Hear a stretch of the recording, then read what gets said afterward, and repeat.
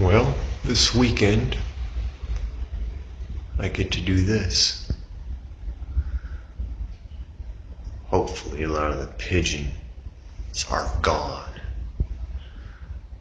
This time, right in the center, I'm going to put a bead of foam sealant.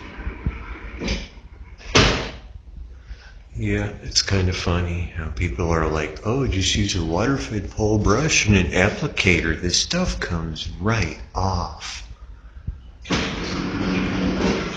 No, it doesn't come right off. That's why I use a pressure washer. Gotta use a pressure washer for this. All along that backside.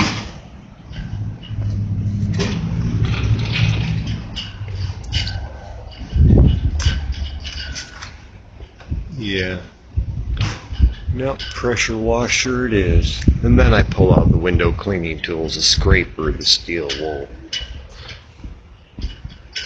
I tell you what, once you get a couple brushes done,